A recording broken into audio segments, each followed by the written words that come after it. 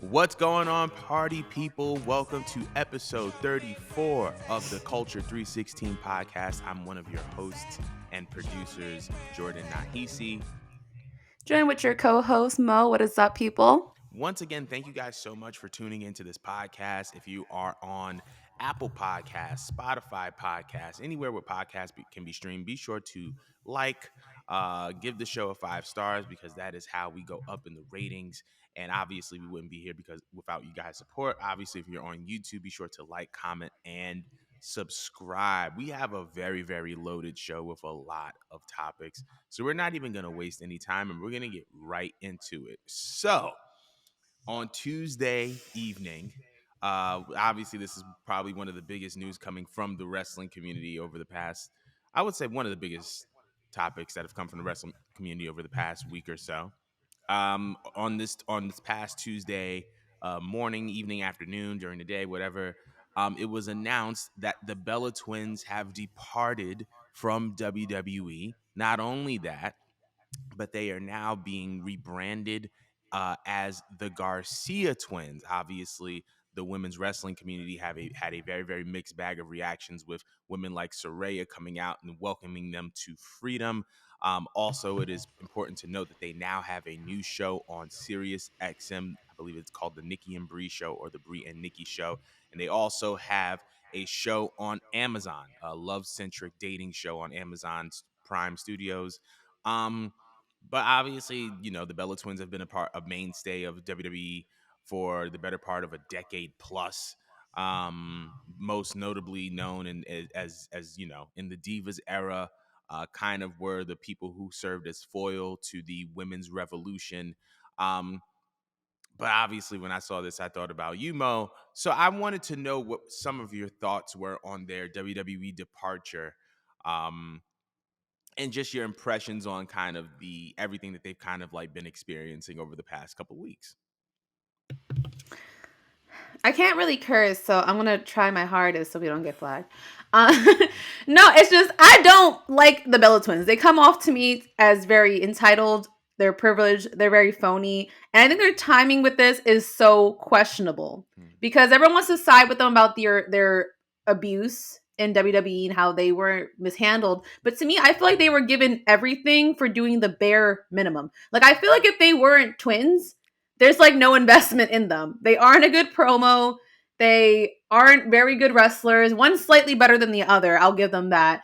But like they weren't, like I said many times before on this podcast, they weren't relevant until they started sleeping with a certain type of person, the bigger names. And then all these deals started coming in and they were able to step over other females that were there longer, putting in more work than them. And like I said, they got TV shows, sponsorships from WWE. Like again, we had Total Divas, we had Total Bellas.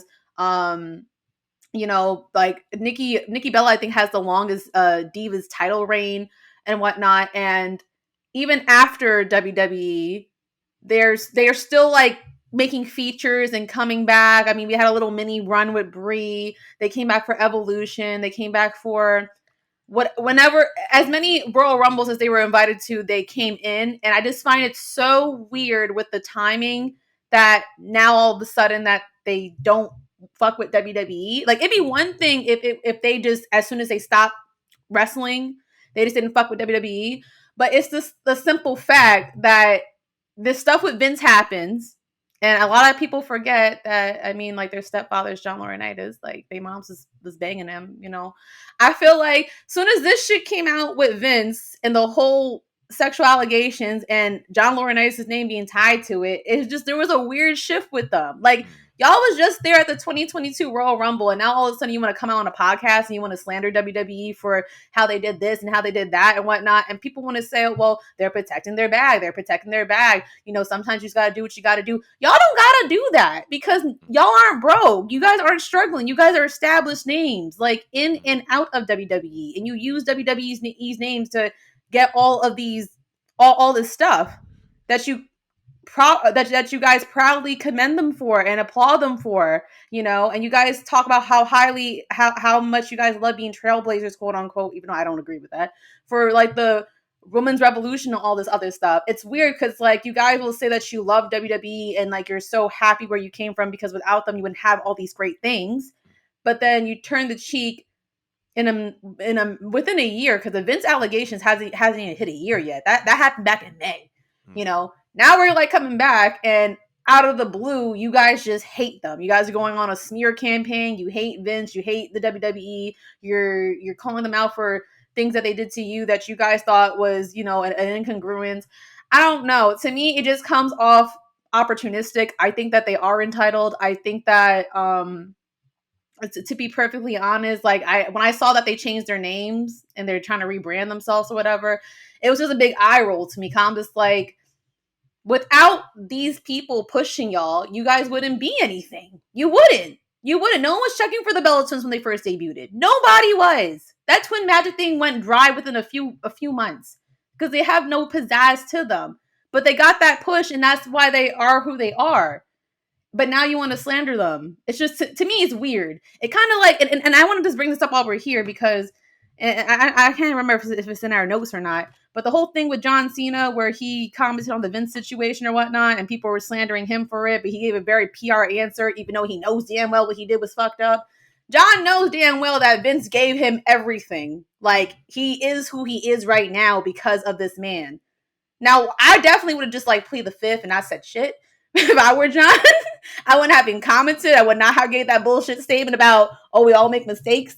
But he's in another light. He's like, all right, this old man, as demented and screwed up as he is, gave me the lifestyle I'm living today. He's the reason why I'm able to like extend myself from WWE and go produce movies and stuff like that. You know what I'm talking about? I'm not saying by any means sweep underneath the rug what he did, but I'm saying they had it a lot better than a lot of other females. Like if Mm-hmm. it was any other female from the Divas era that was slandering um WWE about this, I would totally get it because they did get the short end of the stick. Mm-hmm. They did the entire time. But out of like as screwed up as the Divas Revolution was, sorry, not the Revolution, Divas era was, the Bella Twins got everything, like everything and then some. So I don't understand how people said that they were properly misused or they were abused or to me it's not adding up. It's coming off just like again with the timing that I don't know. It just comes off like they're just opportunists the entire time. So I don't feel sorry for them. I don't have any like pity for them. Um, I mean, their fans are going to support them regardless. I see, but to me, I just think like it's corny. The whole behavior is corny. They could have rebranded themselves without going on the whole slander fest and just like did that. I wouldn't care. I don't care that they rebrand themselves, bro. I just don't.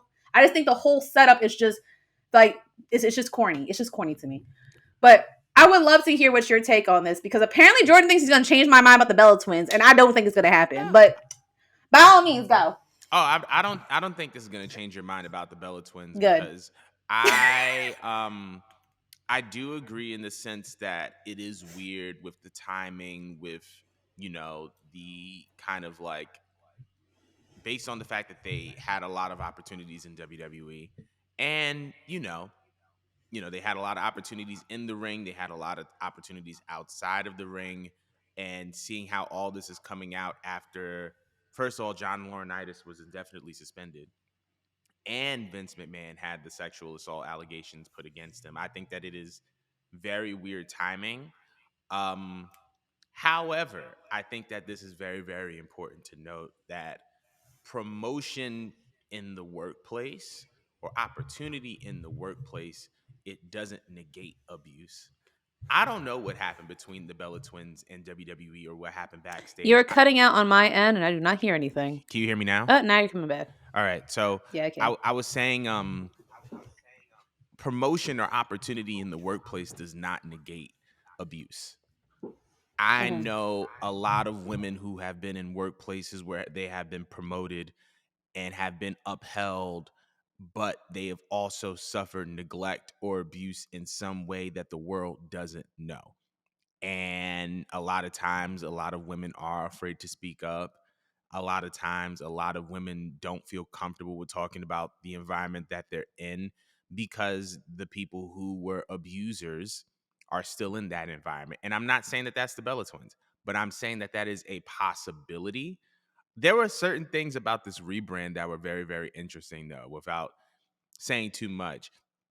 Like going from the Bella twins, 'cause I mean, I never knew their real names. So going from the word Bella to the word Garcia shows me and kind of confirms to me that during the Divas era, a lot of your success was based on your proximity to whiteness. As we all know, right? Like Garcia is a beautiful last name. And I don't think that I would have had necessarily a problem with it, but but it does go to show you that there was an environment in pro wrestling, and this is not just a WWE issue. There was an environment in pro wrestling that condoned and promoted people to be as close to people being as close to whiteness as they possibly can, whether it was women of color just straightening their hair or people dropping their real last names to take on something that was more palatable. I think it's very, very, very, very telling of the environment that pro wrestling was in years ago versus where it is now, right? Um, I think that you're right when you say WWE kind of gave them all these opportunities, right?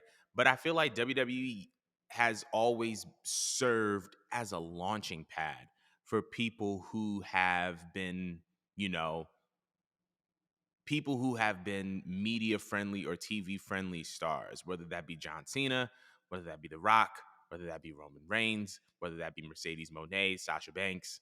Um, WWE has always served as a launch pad to opportunities. And I feel like, yes, they were, opportunities were kind of placed in their lap, but the fact that beyond WWE that they're getting stuff should be a testament to at least the results they yield.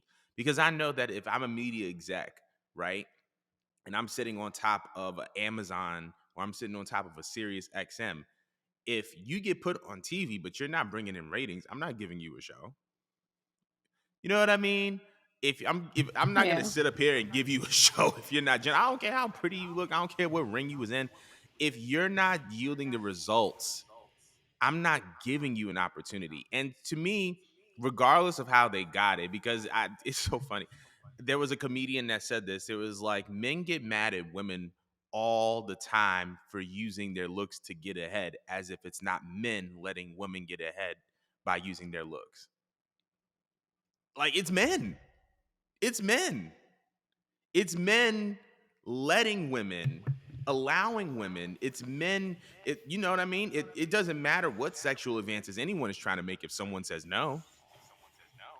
But to me, it's not That's true. necessarily. To me, it's not necessarily about what they did or what they didn't do to get the opportunities that they got, because ultimately we don't know what they did to get where they got. You know what I mean? Obviously, we can speculate. We can talk about who I they know. dated. We can talk about who they Yeah. dated and da da da da da da. But ultimately, like, well, I can speak for myself. I don't know, but like it it's up to you to take the advantage the opportunities that are placed in your lap and to make something with it. And the Garcias have done it, and we can see the results of that because you don't get a show unless you get good ratings, unless you have some type of interest. You don't get a podcast by a major media outlet unless they know the type of results that you can bring in and that you can yield in. And so I think that we'll see how this continues to sustain itself. But I do agree with you in the sense that I believe that once the whole Vince McMahon sexual allegations came out, once the John Laurinaitis was indefinitely suspended from WWE, I think that that was the trigger for them to really let loose on how they really felt. You know what I'm saying? Because now both of those people are presumably not in the workplace. You know what I'm saying? Hmm. So I think that's just like my little take on it. But we want to hear what you guys have to think about the Bella twins, being the Garcia twins and their departure from WWE, and them taking on these new ventures as far as their show on Amazon Prime and their podcast, the Nikki and Bree Show, or the Bree and Nikki Show on Sirius XM. But we are moving on to some non WWE related news. Okay, so this past week, shortly before AEW Dynamite, All Elite Wrestling announced a 6-show Canadian tour, starting with the second annual Forbidden Door, which will take place in Toronto, Canada, at the Scotiabank Arena on June 25th. Obviously, this is a mega show where New Japan's best talent and All Elite Wrestling's best talent collide in the ring.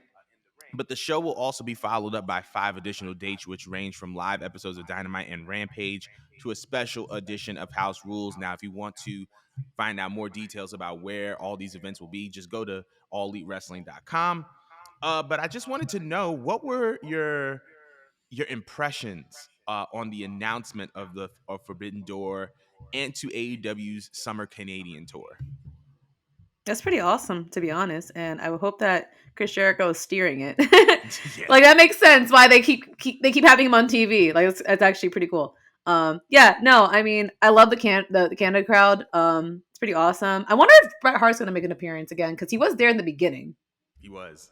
I wouldn't be That'd surprised. be great if they throw him in there for the tour. But I mean, that's great for AEW. I mean, they're expanding pretty fast, for them to already jump out to another country, even though it's still within North America. That's Mhm. pretty awesome. And when you say sorry, when you mentioned the Forbidden Door, um, what is did they mention who did that entail? Is that just Impact in like No, no, New no. Japan, or could this be anyone? It's New Japan and AEW. So it's just New Okay, Japan and New Japan. AEW. So, oh Oh, yeah, wait, so I could possibly see Mercedes, is what you're saying. Oh! Oh! I'm sorry, now I'm excited. Now I'm really excited. No, because if I could get Jade and Mercedes, my life will be made. My life will be made. But I also do miss seeing Kyrie. And bruh, like I want to see Jay White make an appearance. hmm I do want to see Jay White make fucking appearance. I would love. I know Kota Ibushi's not like fucking with New Japan right now, but if I could just see him show up, that'd be fucking great. But yeah, no, I love this. I love all this. That's actually pretty great. I think Canada's a great crowd. Like they give the most fun reactions, in my personal opinion, when it comes to like wrestling shows being hosted in Canada. So yeah, I'm looking forward to this. So what do you think? I think it's great. Like you said, it's a testament to their global expansion and that they're expanding really, really rapidly. It's also a Hmm. testament to how successful that they've been in Canada thus far. As you know, I think they had an episode of Dynamite or Rampage in Toronto at the Coca-Cola Coliseum, and I think they sold out in like 48 minutes.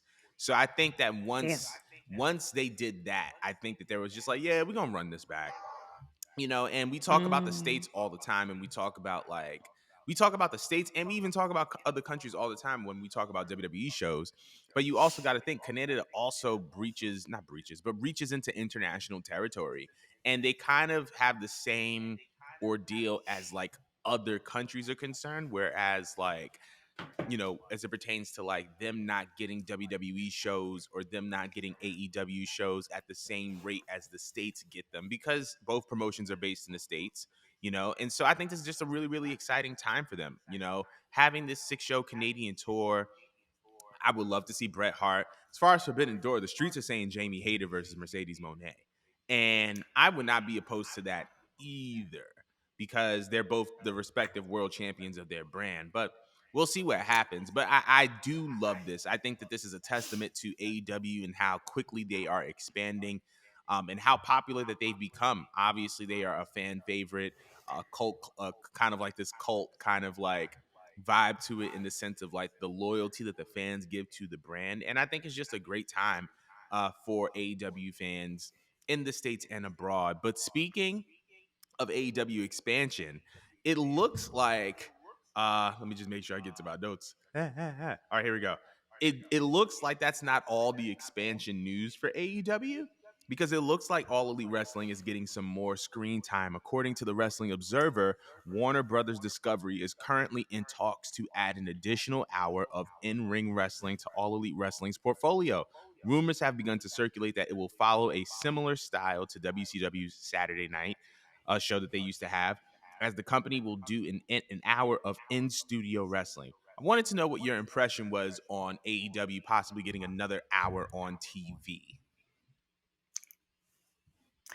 I don't. I don't know. I feel like wrestling is perfect when it's at 2 hours because it's not too much and it's not too little.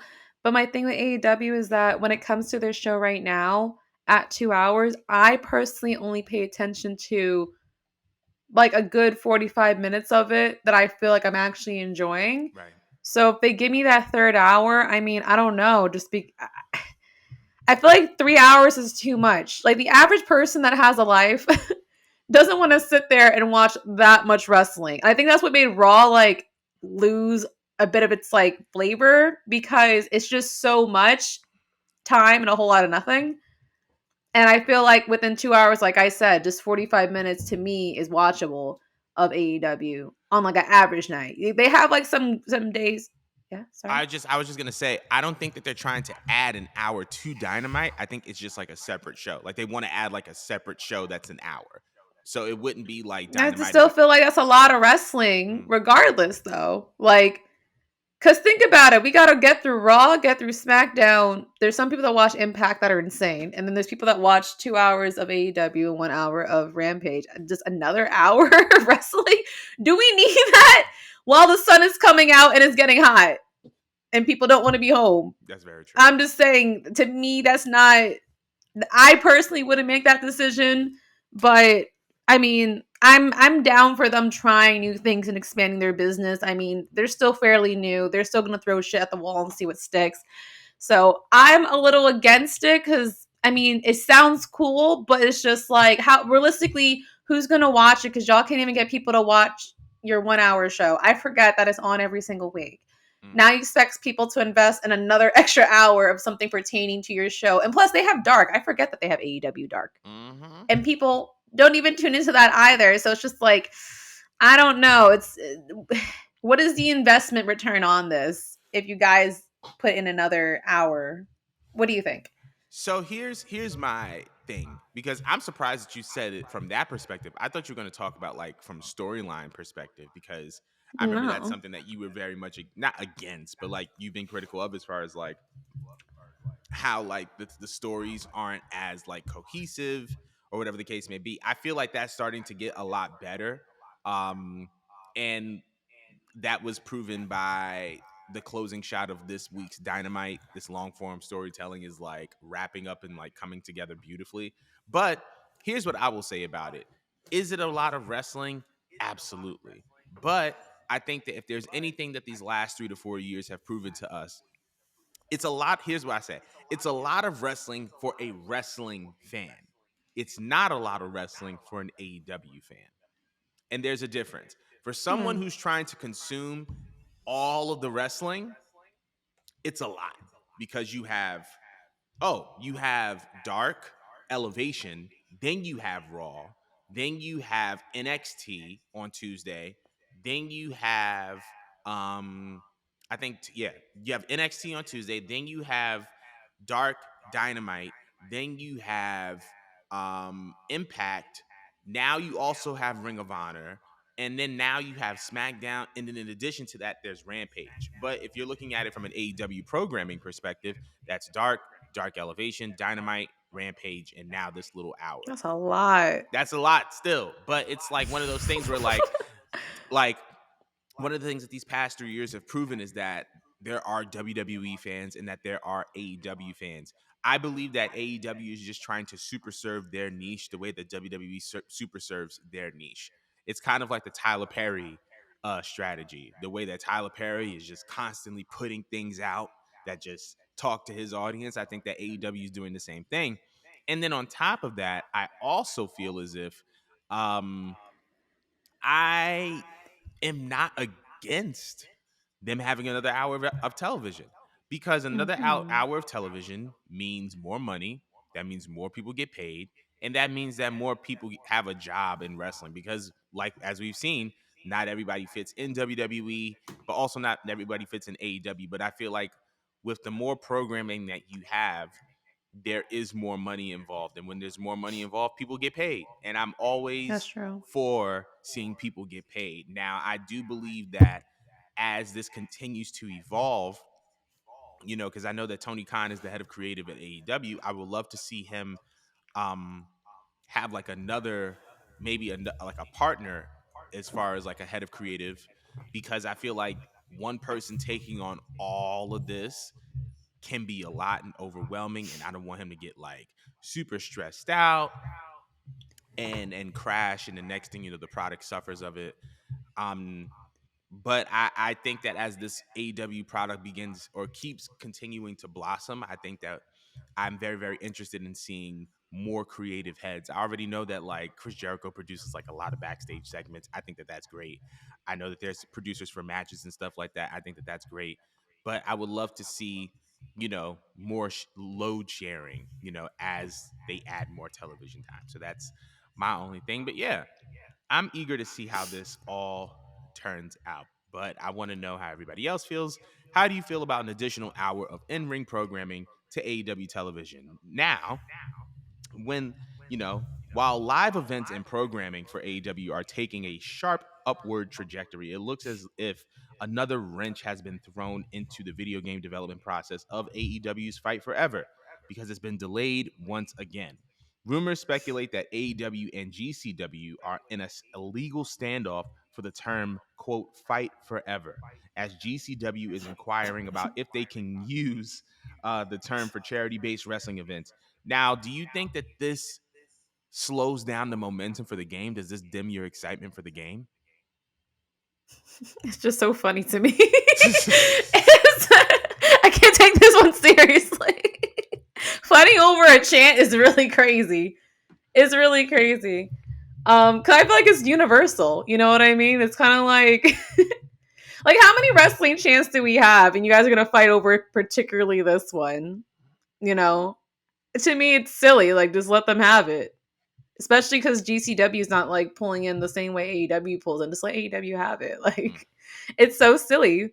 But no, it doesn't change the way that I feel about the game. mm, I feel like the game's gonna knock it out the park regardless, mm. and I still want to buy it. Are you gonna buy it? Oh, hell yeah. I am. Yeah, yeah. Wait. Do they have like an online mode? Did they even mention that? I have no idea. I don't I No. think they have vaguely, but I'm not completely sure. I have to check, but I would assume that they have one. Okay, yeah, no, because I would love to beat Jordan's ass in some AEW. But yeah, no, as far as But the you chant won't. goes, you don't know me, bitch. Like I've been playing wrestling games since I was like 7. I'm gonna beat Brit. Okay, I'm gonna beat you, and I'm gonna use Britt Baker in every by match. Britt Baker, not Britt Baker. If I get my ass beat by Britt Baker, like no, no, no. But uh, what is your opinion about this? I, like you said, very weird. I when they filed the trademark for Fight Forever, I think it was like for the use of a video game or for the use of merchandise. I think it gave whenever you trademark something, it asks for what are going to be the uses of this trademark. So if GCW had a question as to how this trademark was being used, I think that they either should look up the trademark information or, you know, or just ask Tony. Like I don't think it's just like a far fetched to just ask Tony, like, hey, bro, like, can I still? But like I ultimately also think that this is just very petty because Fight Forever has been the name of the game since like last year. And it's Mm-hmm. like now all of a sudden when they're about to release the game, all of a sudden now we want to whoa, but wait. It's like, bro, you had all of Halloween, Thanksgiving, and Christmas break to get this addressed, and you didn't. And so why is it an issue now? But as far as So like petty. it's super petty. And that's the reason why I'm just like, this is weird. But as far as momentum for the game, I think that it actually increases momentum because anytime there's a legal standoff regarding something, it always brings more attention to it. And so now I think that there's more attention to the game now than it ever has been. And because of Yeah. that, I think we're going to get a very, very anticipated game. It doesn't dim my excitement. I'm still very much looking forward to playing AEW Fight Forever. Yeah, and that's just really just like my take on it. Yeah, that's just my take on it. But I want to know what y'all feel about this. So let us know if the GCW AEW standoff has tampered with your personal excitement, or if you think that the momentum surrounding the game has been slowed down. But we're going to be moving on because apparently Bray Wyatt is now out indefinitely. According to the Wrestling Observer, Bray Wyatt has been scrapped from all potential WrestleMania plans due to creative differences. Other reports have begun to circulate saying that it has been pertaining to a physical ailment that he is experiencing. So I just wanted to know what your stance on the Bray Wyatt absence from WrestleMania is. Okay, question. Was he responsible for any of the creative decisions that we've been seeing for the last 6 months or I don't know. whatever? I don't know. It's just, he has the worst return I have seen in quite some time. And I don't personally care that he's not going to be there for WrestleMania because this all has been like a slow build to a whole bunch of nothing. Mm, And I don't understand how he even got injured because we have barely seen this man wrestle. So I think that was a bullshit report. But as far as him being upset and that he doesn't want to be part of WrestleMania because of creative differences, I can't imagine him and Triple H bumping heads about what they want to do with the character. Like I don't feel like that's the issue. I feel like they let him come back and let him make his own creative decisions, and whatever vision he had in his head is not quite sticking or is not fitting into the formula what they want to do with the show. hmm Um, I'm not sure if that just means that Bray is just out of touch and he kind of just like lost his pizzazz or something. That's personally what I felt as a fan watching him. Because I had just like high hopes and expectations with him coming in, and Right. he just hasn't delivered anything. Like I said, like I feel like Bray Wyatt is like a Triple H guy. In my head, like I would imagine that would make the most sense because Triple H loves stories and development and stuff like that. And Bray Wyatt is full of that. So I don't, something is very off here. I don't want to particularly judge Bray Wyatt for it. I think it's more than just, creative decisions. I'm not sure if Bray Wyatt came back thinking maybe he would be like the most important thing on the card and he had the same hype as when he first came out as the Fiend. Like maybe he's just upset about like his placement and how important he feels overall in the grand scheme of the show. But there's some information that I feel like is not in here that doesn't make me want to give a full left or right opinion quite yet Mm, just yeah. because. But can I say that I'm bothered that he's not going to be on the card? No, I forget that he's on the show constantly because Mm, I don't care for Uncle Howdy, and I don't care to see a Seven Up, Sierra Mist, whatever, glow in the dark match. Like to be honest, that killed it for me. Whatever the fuck I saw on the Royal Rumble, that killed everything else I had going for Bray Wyatt. So man, I don't want. I don't actually don't have a full on opinion here. I just feel like I want to wait till we get more information and then pass my judgment on it. Because like I don't think Bray. I feel like there's a good reason why Bray would pull yeah. out of the biggest show of the year. Like that's a big ass paycheck. You don't just pull out of that for no reason. Even if my storyline was ass, I would still like pull it together to get that paycheck. Then did. So to me, that's just funky. You Right. know what I'm saying? Absolutely. But do you have a theory here?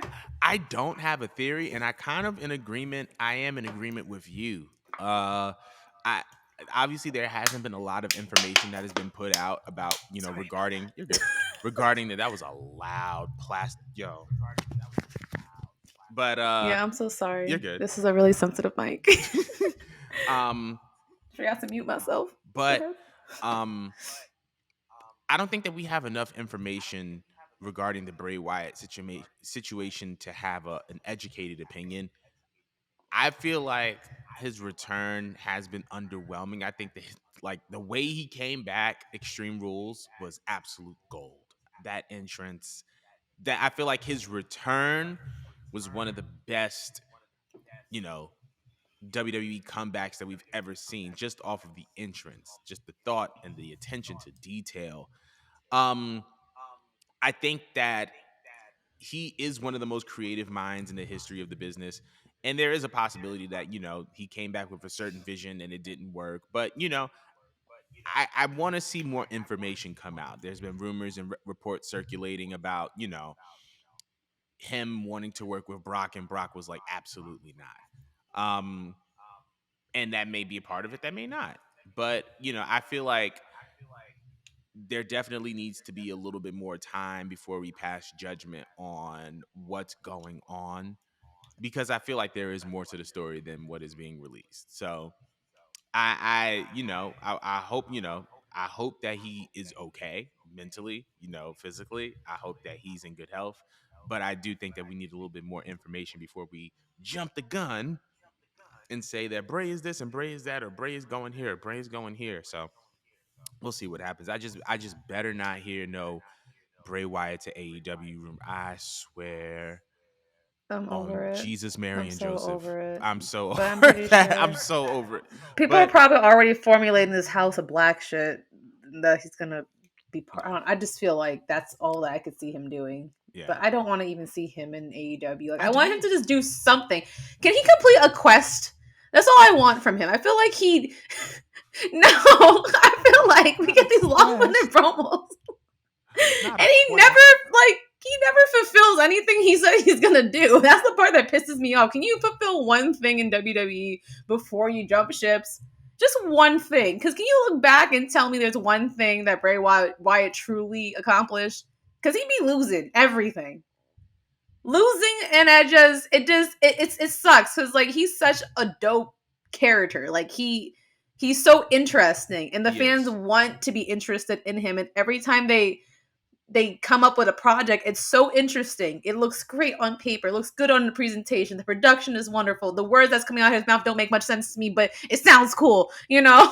and then when it comes down to like the final match, And it's just like, like so that. I don't know who to blame here. Is it really him, or is it creative? Because it's like, why is it always bad for you? Mm. Why? So I don't know. I need more information, but I don't know who to point a finger at. I just want answers, and I actually do want to see him do good somewhere. That's all I gotta say. I think we're gonna end that segment on that note, but we want to hear y'all opinions. Why do y'all think Bray Wyatt is out of the WrestleMania plans? I don't know. I don't have a theory. Mo don't have a theory. We all just waiting for more information. But on that note, we're gonna move on. So last Friday, WWE announced, I believe its first inductee into this year's Hall of Fame class, Rey Mysterio.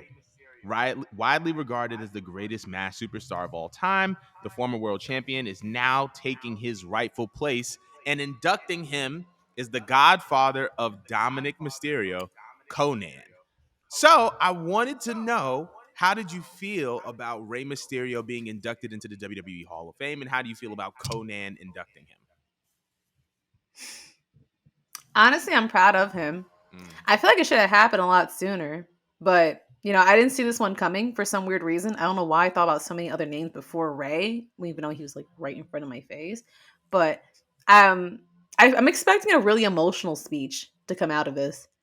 Um, I think that it's sad because I feel like when you think about people's Mount Rushmores, we kind of skip over Rey Mysterio, and I feel like he's like such an underrated act in what he's given to us as fans in the WWE. You know what I mean? And I know like a big reason why he does keep going and doing all this is because he has Eddie in his heart. So I'm mm. expecting that to be entailed into his speech. Like I'm expecting to cry, bitch.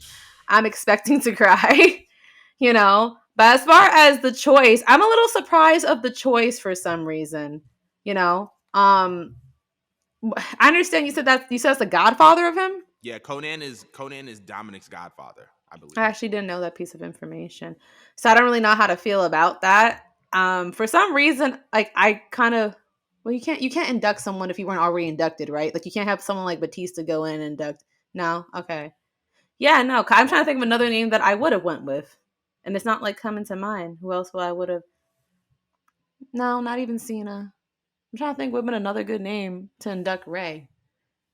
Because when I think about Ray, I think of like, yeah, I think of Eddie, but I think of him as like a standalone act. Like Mm-hmm. I feel like he got himself over. Like I Yeah. can't think of like, oh, that was the match that really like got him over. Like I feel like he got himself over. Like that's the coolest thing about Rey Mysterio. Like he defies what you would want in a wrestler because he's so small in his stature, but he's so impressive and like he's just like a standout guy who didn't need like a stable or a manager or anyone else to like give him a rub. He was just cool. Like he was just like kids looked up to him, bro. Mm-hmm. Like he's just awesome.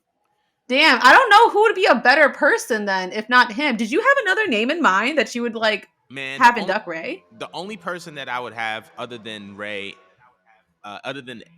Conan and Duck Ray was probably Eddie. Obviously, I mean, like That's what I'm saying. that's the Who only else do you person. have? I can't think of anybody. I can't think of anybody else, to be completely Like even like honest. a legend, I can't even Yeah, think of. Like that's crazy. That like he's so great on his own and he's so legendary that no one kind of. I don't feel like they're even good enough. Wait, did you right. have another? Did you have a Possibly, thought? maybe because of their rivalry in WCW, Chris Jericho. But Oh, that would have been great, but that you would have can't been do great. that. But I don't think they're going to be able to do that. But as Damn. far as Damn, that I would have think been perfect. I'm that would actually have mad they can't do that. that would be great. I think that would be sick as sick. But I I think we didn't expect it because we kept hearing the name Batista, right? Like we kept Yeah. hearing Batista, it's in Hollywood. He was supposed to go in Tampa, so he's going to come in now. So when like everybody thought of the Hall of Fame and thought of LA, everybody just thought, well, Batista.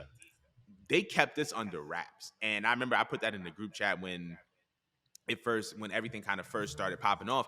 They really kept this under wraps, and kudos to WWE for keeping something like this under wraps in a world where everything gets leaked, because I did not expect this. This was very much left field. But man, when it And he's comes been to on TV all yeah, year. he's Like, been how on did we TV not all see year. that? And then when I found out, when I realized that he was going to be in the Hall of Fame, I was like, wait a minute, him and Dominic are probably going to have that match at Mania, so this would be perfect. This would be a perfect Word. Rey Mysterio last match, because Jericho's in AEW, Dean Malenko is a coach in AEW. Like, unfortunately, Eddie passed away. I feel like that would have been like the only other match that could have been like his best retirement match. And like he's only had really like two goals since coming back, and that's being tagging along with his son and then facing his son. So Anyone him and in his Mexico could huh like induct him?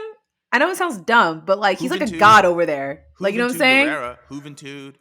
But that's why I think Conan is probably the best option, because I think that he works with AAA. So Um, that may be the best way to go about it. yeah. But yeah, Yeah. like Rey Mysterio really is the greatest like masked superstar ever. And it's kind of crazy to think about it like Period. that, like without a shadow of a doubt. Like we can talk about his career in matches from ECW to WCW, like being just the heart and soul of that cruiserweight division, to coming to WWE and being probably one of the biggest main roster draws that we've seen in the past 20 years. Like when I think of big names in WWE since 2002, I think of John Cena, I think of Randy Orton, I think of Roman Reigns, I think Rey Mysterio. Rey Mysterio has been like not only the guy that has been a consistent draw, but the guy that WWE can turn to make anything work. He's had one That's of a the most, fact. going back to 2K, when they had that whole 2K debacle in 2K19 or 2K18, who was the next cover star? Rey Mysterio. Why? Because everyone loves Rey Mysterio. It's a safe. He's like such a safe zone. You know what I'm He's the saying? Who safest will be person. mad at Ray? Right. Everybody loves Rey. Nobody has ever had anything bad to say about Rey Mysterio. Nope.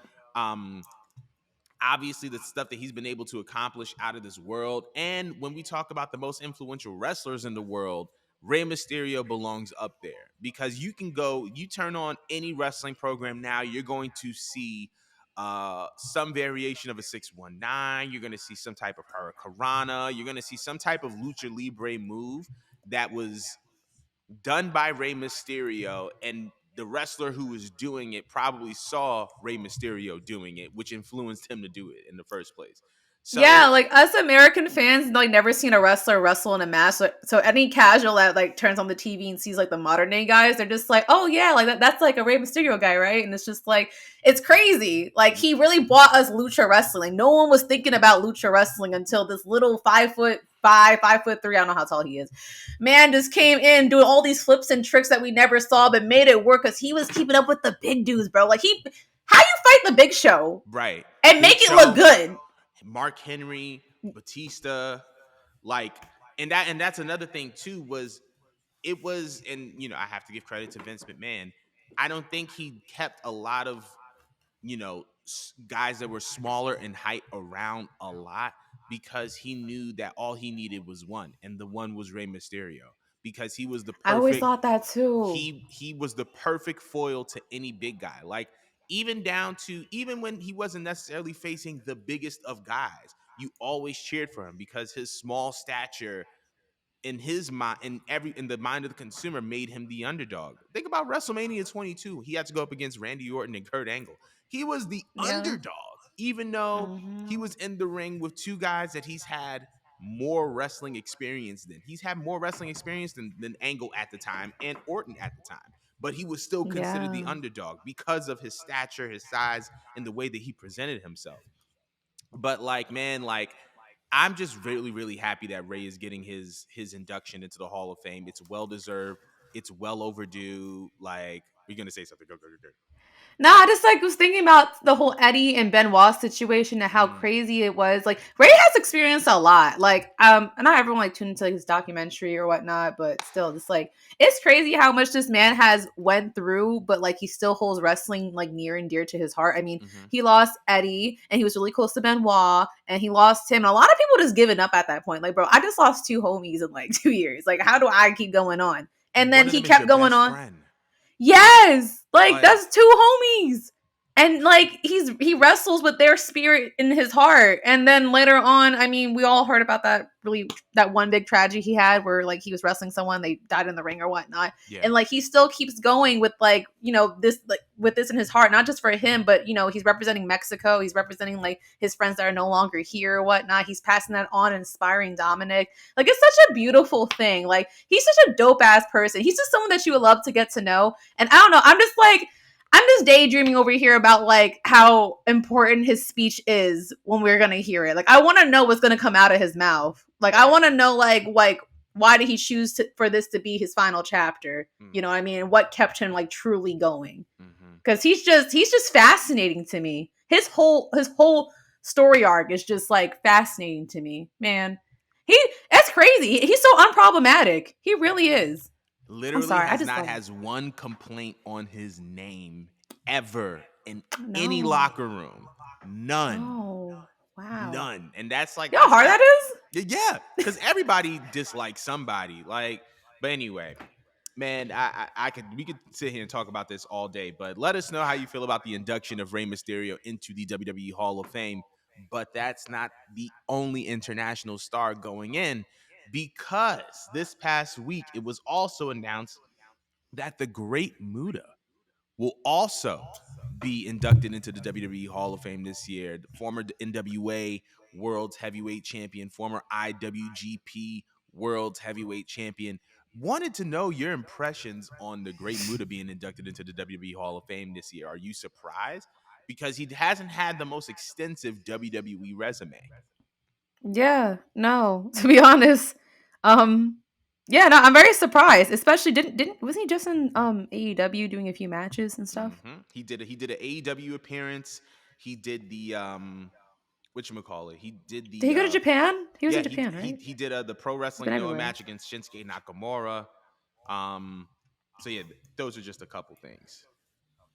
No, it's just interesting to me because I feel like if Vince was like still running everything, this wouldn't have been a possibility to cross anyone's mind. But we all know Triple H like is very diverse and he respects and loves working with different promotions and stuff like that. So it makes you think like, damn, this is what they're doing now this year. It could be anybody next year Hmm. from across any promotion, just because he has good rapport with everyone. So, like, I mean, I'm not too keen and knowledgeable on all the Great Muda's work. I obviously know that he is like up there as far as like, great wrestlers. But I just think that just the simple fact that he was there very briefly and he was chosen over the names that we thought were going to be chosen, and he's like technically in my head an outsider. Hmm. That's very interesting. It just to me just pinpoints that is like another Triple H change because I don't think we would have gotten that, with Vince. But what do you Absolutely. think? I agree with you 100%. And the Great Muta has had a legendary resume. Not to also forgot to mention, he is also a former winner, I think the 1995 winner of the G1 Climax. And so he's had one of the most extensive wrestling resumes outside of WWE of any non WWE performer. He's truly up there. He's truly one of the greats. He's truly one of the GOATs. And to see him get his rightful place into the WWE Hall of Fame, like you said, very, very indicative of Triple H's agenda of blending or bringing together all corners of the globe. And I think that moving forward, this is just an interesting theory. Moving forward, Hmm. I think the Hall of Fame is going to be WWE's Forbidden Door.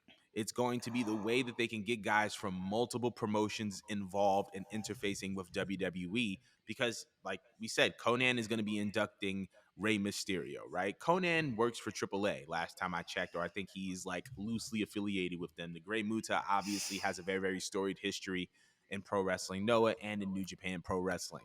And now that begs the question, who's next? I can see a guy like Christopher Daniels getting inducted into the WWE Hall of Fame. I can see a Samoa Joe. I can see a Frankie Kazarian. I can see all these guys that were in other promotions outside of WWE who have had extensive resumes, just not a lot of WWE title runs. You know what I'm saying? So, but I can It's a see dumb that. question, but has Chris Jericho been inducted? No, right? He has not No. been inducted into the WWE Hall of Fame, but That'd be crazy I think if they did. he is. I feel like, ooh, if WrestleMania ever goes to Canada, he needs to be number one as far as being. Any WrestleMania anywhere, Chris Jericho should be inducted into the WWE Hall of Fame. But I know in particular, I would love to see a WrestleMania at you know, in Toronto, and they induct Chris Jericho. I think that that would be very, very fitting. But who inducts Chris Jericho is the question. Who inducts Chris Jericho?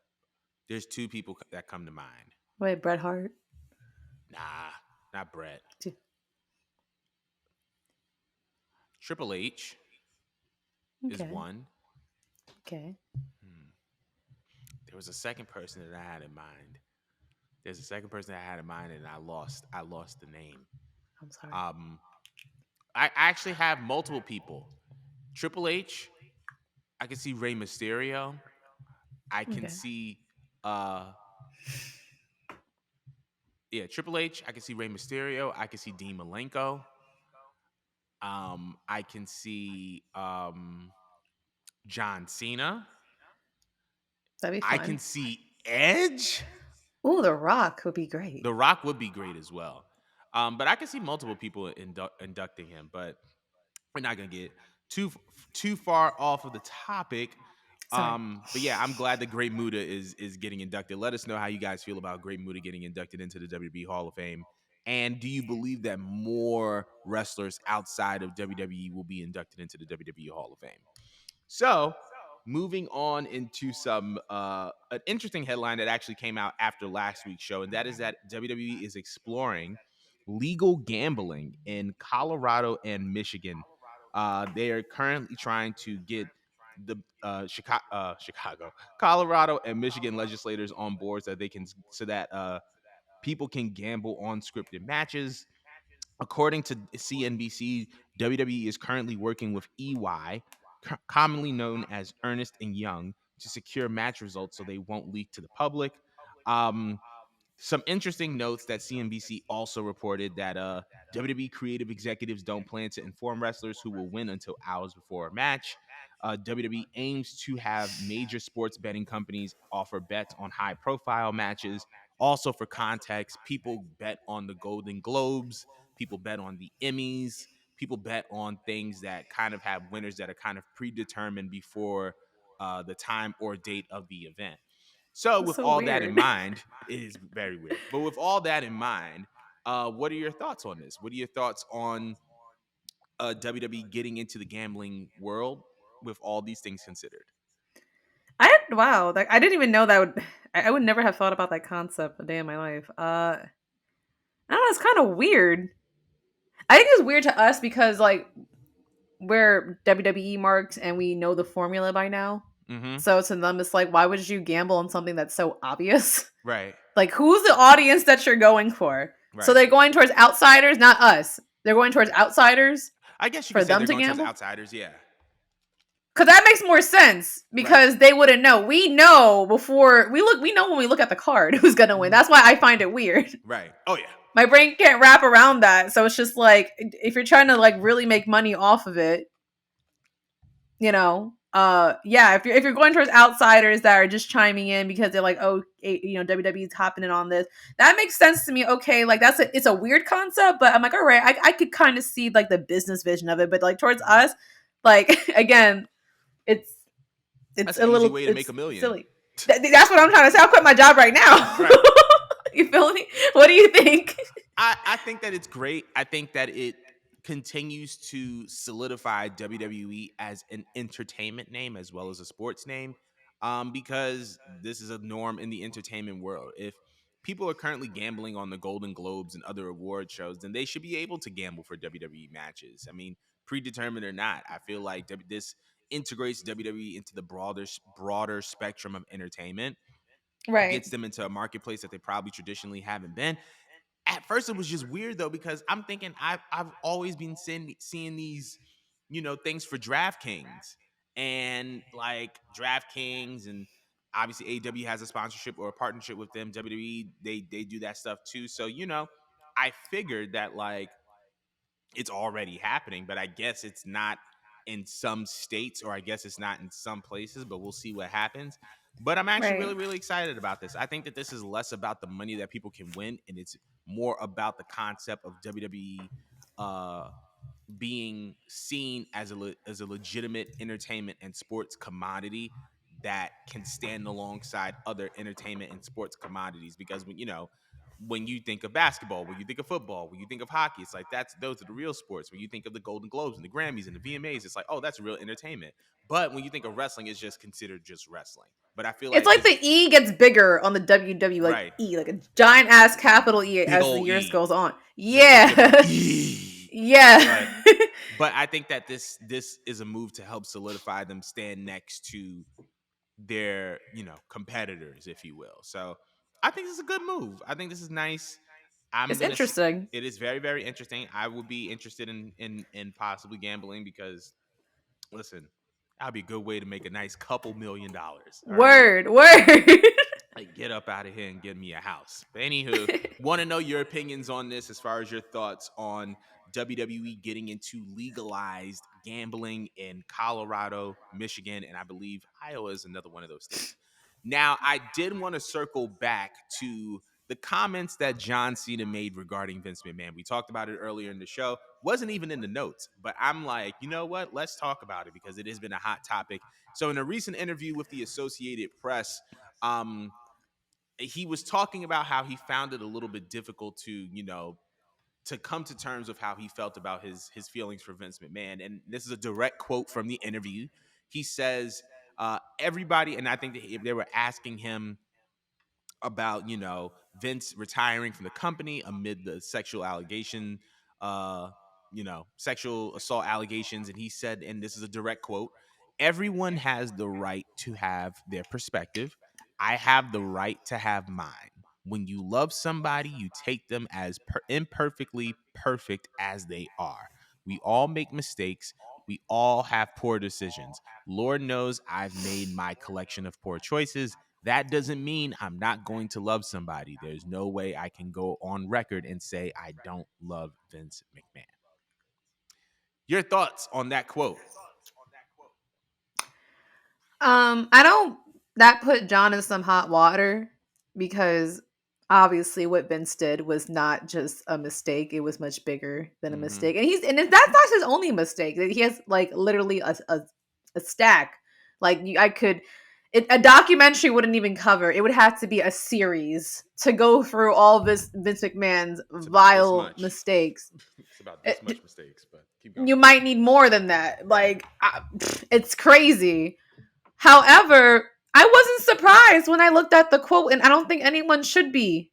Because at the end of the day, and as I stated previously, the whole reason why we know who John Cena is because of Vince. Like, it's very hard if you're in John's shoes to feel like I should slander this man who gave me everything. Like Mm-hmm. everything. Like he was at the top of the food chain for many years and he still is. He came back and he has a feud with Austin Theory and he still makes noise. Like everyone and their mama knows who John Cena is thanks to this man. He's able to expand and do all he wants to do because of Vince McMahon. And I feel like the relationship, like hell, Vince McMahon said happy birthday to John Cena before Shane McMahon. Okay, like Mm-hmm. y'all seen that tweet thread where he said happy birthday to his lovely daughter, fucking Stephanie McMahon and John Cena, but like Shane gets like crumbs. Like he treats, in my personal opinion, John like the son that he always wanted. Mm. So I feel like that's just the relationship they have. It's very much like father and son. Mm-hmm. So I feel like he is going to look at Vince in a different light. Even though I strongly disagree with everything that Vince has, I'm not mad at Cena for having this type of take, because when you love like a family member, and even if they are an entire fuck up, it's kind of like, blood is in your head, like blood is thicker than water, so you're going to be able to not necessarily rationalize everything that they did, but it's going to be hard for you to like look at them the way an outsider is going to look at them. Mm. You know what I'm saying? It's kind of like when Yeah. you're like in a relationship and you love somebody. You know what I mean? That person could have fucked up dozens of times, and like your friends are like, well, why don't you leave? But it's just like, that's your person. To him, that's his father at the end of the day. You know what I mean? Like Vince could die right now and a whole bunch of other shit could blow up, and I promise you, like John would still go on record and say nothing but good things about Vince. Right. You know what I'm saying? Like his loyalty is to him till the end of the day. So I'm personally not mad at John. I expect nothing less. Personally, me, like I said, if someone asked me, I would have just like refrained from answering the question at all, because you plead the fifth to it. Then I mean, like it's above me. Like whatever you think, you think. You know what I'm Right. saying? Like you can't be wrong there. But I understand why he just feels the need to be like, all right, I don't agree with what he did, but he messed up, and all we could do is move forward. And I love this man. That's just my take. But what was your reaction when you read this quote? First of all, I'm glad that John Cena didn't try to pull the, oh, he didn't do it. Oh, that's not him. Oh my god. I'm so glad that he didn't do that. And I'm Woo! so glad that he admitted that, like, okay, he messed up. You know what I Yeah. mean? And I think that that's a big step to make, even when you're talking about somebody that you love. Yeah. Um, and so there's that. I think that what he said in that quote is a very, very, that quote resonates with me, because I feel like I can speak for a lot of people, as much as we don't like to admit it, there are people in our lives who we love who have done some pretty bad things. And so Yeah. because of that, we have to constantly reconcile our feelings with them in context, of the reality that they may or may not have done something that was heinous and disgusting and Yeah. horrible.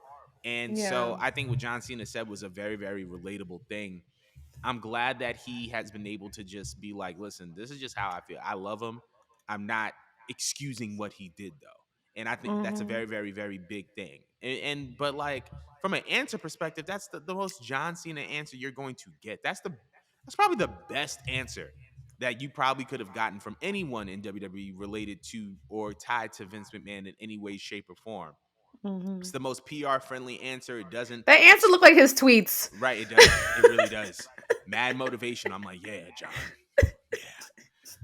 Yeah. Thing feels like a Ford F-150 commercial. But nah, like I think John gave the best answer. And I think that even though we know what Vince McMahon has been accused of, it's one of those things where like there's only but so much that I can talk about it, because like obviously the people that love him and that know him are going to have a very, very different view than we do, because Mhm. they know him more intimately than we do. And I think that this quote is kind of proof on that. And so, you know, I think John Cena gave the right answer. I think he gave the right take. He didn't really excuse him for any wrongdoings, but he said, I can't sit up here and say that I don't love this man, and rightfully so. Like you said, his loyalty, John Cena's loyalty, is to Vince McMahon. Without Vince McMahon, we don't get the John Cena in WWE, in the world of entertainment and sports. We just don't. So I think John Cena gave the right answer, not just the politically correct answer, but the right answer, the answer that he knew would kind of resonate with us. And I think that he did a really, really good job. That interview, by the way, is with the Associated Press. So if y'all want to know full context, be sure to Mhm. look that up and get a dose of that. So yeah. But I think that concludes this week's show. But thank you guys so much for tuning in and tapping in with us. Shameless plug. Make sure y'all get y'all Angie merch. It's on sale now. This junk is tough. I got it last night. It really is. I love it. So be sure to get y'all Angie merch. Also, WrestleMania Spaces night 1 and night 2. Mo's gonna be hosting both of them. So be sure y'all tune in for that. But yeah, thank you guys so much for tuning in and tapping in with us, and we'll see y'all next week.